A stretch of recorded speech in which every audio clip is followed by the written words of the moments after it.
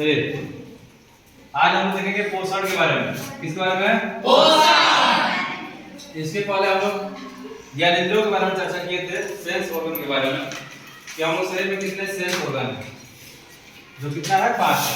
कितना है? 5। कौन कौन?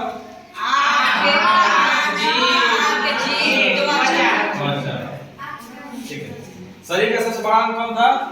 त्वचा। कौन था नहीं कौन है? त्वचा। और शरीर में सबसे बड़ा अंग कौन है?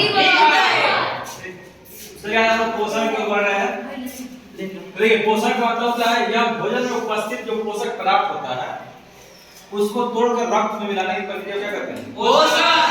ठीक है, जो भी हम भोजन करते हैं उसमें जो पोषक तत्व होता है उसको तोड़कर जो रक्त में मिल जाता है उसे क्या करते हैं? पोषण। अब पोषण भोजन के उद्देश्य क्या क्या होता है? तो पहला उद्देश्य आपका ऊर्जा प्राप्ति। क्या है? ऊर्जा प्राप्ति। दूसरा है शरीर का निर्माण होना और तीसरा है रोग से रक्षा। ऊर्जा प्राप्ति अब किस किस से होता है तो देखते हैं। ऊर्जा प्राप्ति आपको होता है कार्बोहाइड्रेट से। किस होता है? कार्बोहाइड्रेट। वसा से और प्रोटीन। ठीक है। शरीर का निर्माण किससे होता है? तो प्रोटीन से, जल से और खनिज। प्रोटीन, जल और खनिज। रोग से रक्षा कौन कौन करता है? तो विटामिन और मोटा चारा। जो मोटा चारा होता है कौन कौन आ जाएगा? मोटा चारा में क्या क्या है?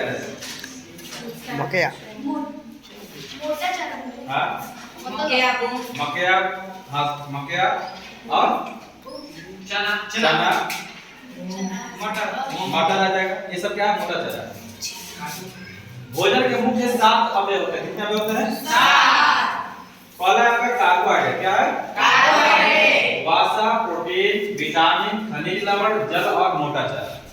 ठीक है, ये 7 भोजन के प्रमुख अवयव हैं।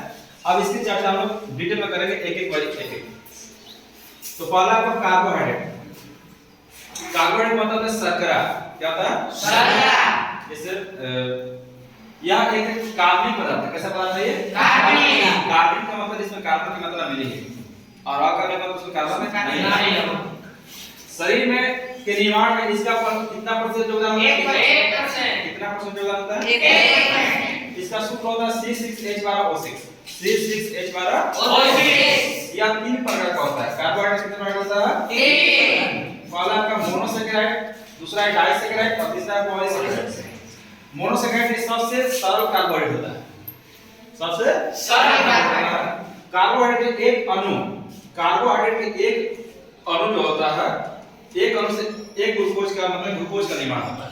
कार्बोहाइड्रेट किससे बनता है? ग्लूकोज का मतलब ऊर्जा बनता है। उसके बाद डाइसैकेराइड। डाइसैकेराइड दो शर्करा जब आपस में मिलता है तो किसका निर्माण होता है? डाइसैकेराइड। मोनोसैकेराइड की तुलना में यह क्या होता है? जटिल होता है, थोड़ा कठोर होता है। ये क्या होता है? सरल होता है और ये क्या होता है? थोड़ा कठोर होता है। इससे कठोर होता है। जैसे आपका हो जाएगा सुक्रोज, ग्लूकोज और फ्रुक्टोज। ये किसका एग्जांपल है? डाइसैकेराइड। उसके बाद आता है पॉलीसैकेराइड। ये सबसे जटिल शर्करा। सबसे क्या है? जटिल। इसका निर्माण में 2 से अधिक क्या लगता है? मोनोसैकेराइड मिलकर होता है। 2 से अधिक मोनोसैकेराइड मिलकर होता है। जैसे काइटिन है और सेलुलोज। सेलुलोज पता है ना? हम लोग जब पाचन पढ़ते थे सेलुलोज की चर्चा किए थे कि सेलुलोज के पाचन हम लोग नहीं कर सकते हैं। उसके बाद दूसरा है आपका वसा। दूसरा क्या है? वसा। वसा का मतलब है फैट।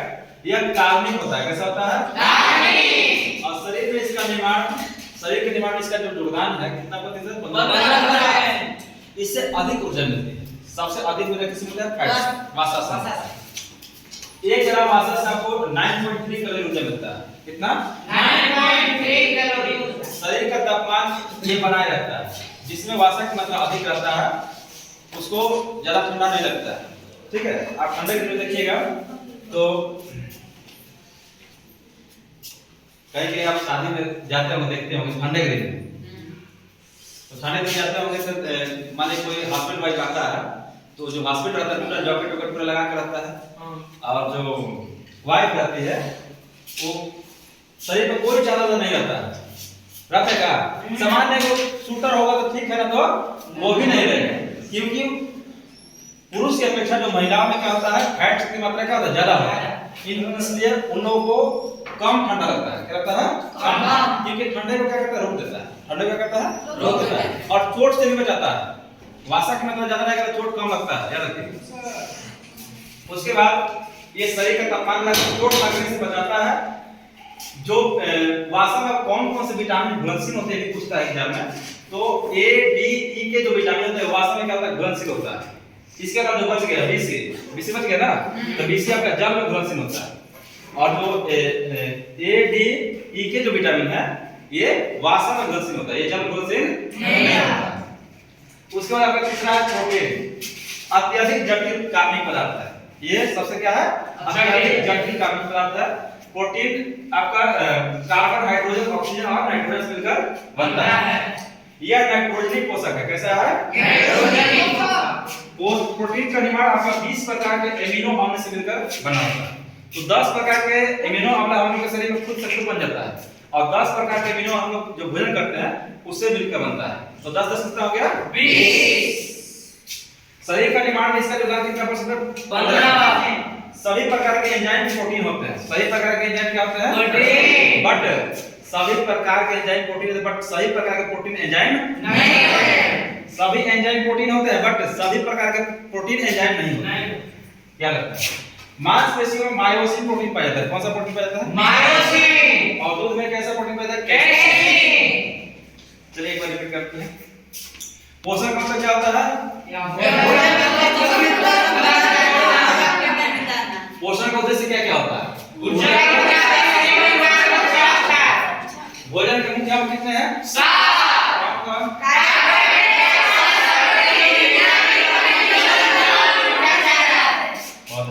कार्बोहाइड्रेट का हम लोग के शरीर के बनाने में कितना परसेंट योगदान होता है? और वसा का 15%। और प्रोटीन का 15%। ठीक। दूध में कौन सा प्रोटीन पाया जाता है? और मांसपेशियों में? ठीक है, आगे क्लास में हम लोग इससे आगे चर्चा करेंगे। ठीक।